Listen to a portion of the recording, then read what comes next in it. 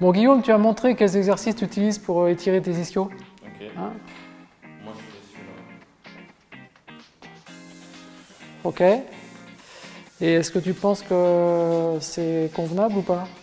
Oui. En fait, on veut faire on est sur la recherche d'étirement passif, alors que là, ton corps n'est pas passif. Ok. Tu cherches ta stabilité, donc ton tonus musculaire, on voit, il n'est pas détendu. Mhm.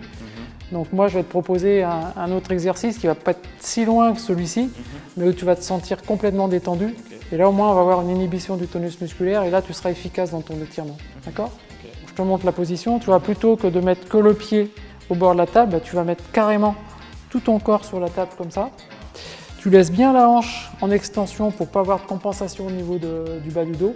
Et tu vas descendre voilà, comme ça, gentiment, en soufflant en regard de ton genou droit. Okay, et puis là, selon ce que tu veux obtenir, si c'est après l'effort, tu vas étirer une vingtaine de secondes. Si vraiment tu veux gagner en amplitude, il faudra que tu tiennes un temps beaucoup plus long de manière à ce que le muscle se laisse convenablement étirer. Ça va? Allez, on va valider ça.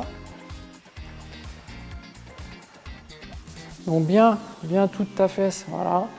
Là, celle-ci, il faut que tu la mettes comme tu peux, au maximum de tes possibilités en extension. Voilà, tu tends pas le genou, voilà.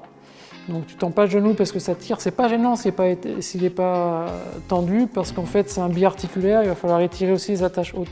On verra tout à l'heure que je te demanderai même de le fléchir un peu plus et de te pencher un petit peu plus vers l'avant pour tirer les attaches plutôt proximales. Okay, dans un premier temps, on essaie d'être genou tendu.